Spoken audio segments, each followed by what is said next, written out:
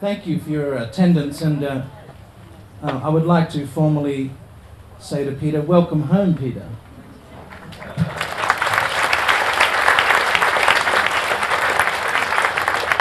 It's a great honour and privilege to be able to speak to you about your wonderful new novel. We have a lot to talk about, but I went on the internet yesterday and I actually beat Peter to it. I think he only called up a copy of this today. But there's been a wonderful review of one of many reviews in the New York Review of Books, their latest issue, by Kathleen Shine.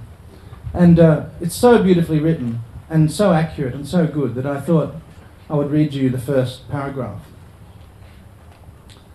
His illegal self is a little book in the way that raspberries or bees or nuggets of uranium are little.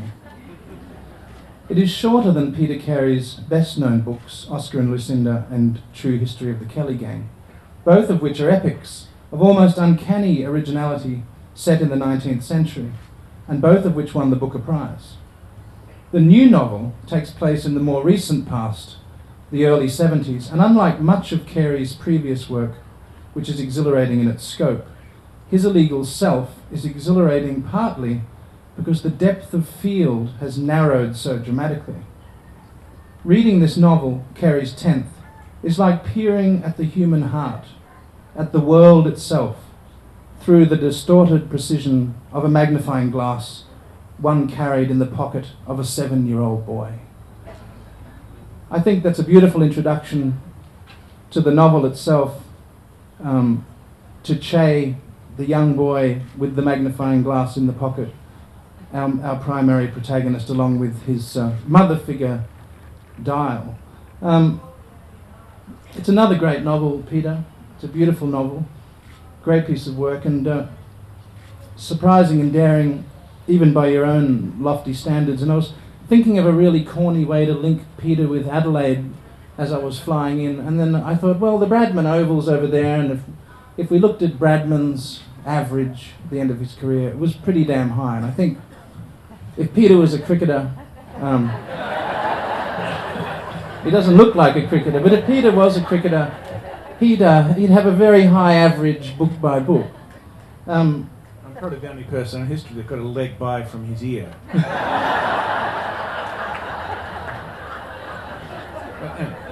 Thanks for that, Peter. There goes my analogy. I don't want to speak much, but I want to give you a brief introduction to the novel so you know, if you haven't come to this beautiful novel, you will know what we're talking about as we progress through our 45 minutes, I think 10 or 15 at the end of which you will have an opportunity to ask questions. But as we know, the book is set in the early 70s. Che Selkirk is a 7-year-old boy living with his very New York grandmother, a Park Avenue dame, protecting him from the dangers and evils of the flower power generation. His parents, Che's parents, Susan and David, are famous student radicals and American revolutionaries at that time living underground. And Che is told by a teenage friend in a neighbouring apartment that one day his folks will come and liberate him, will come for him. And a woman does appear, a woman by the name of Dial, who wears, and I quote, Hindu necklaces, little silver bells around her ankles, an angel sent by God. Che is convinced it is his mother, and the pair slip into the New York subway system and effectively become fugitives. And their journey ultimately takes them across the United States to Sydney, to Brisbane, and then to an alternative community in Yandina on the Sunshine Coast. Then in the 70s, I guess, the end of the world, and some would probably say today, the end of the world.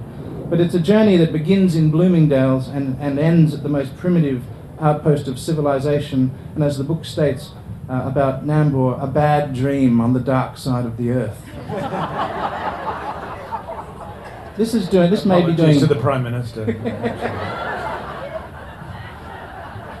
That quote may be doing Nambour an injustice, but I'm doing the book an injustice by sort of doing this geographical summarising so briefly. But in my view as a reader, the book is about, as the New York Review of Books says, it's about the human heart, and one of the most magnificent strands of the novel, the bedrock of the novel, is how Peter writes about Che, the 7-year-old, and how his relationship with the world and his mother develops, that very first primal relationship. So, Peter, you've repeated this story before, but tell us, you lived in an alternative community in Yandina. Tell us about the origin of the story, because it's a fascinating one. Yeah, it's... I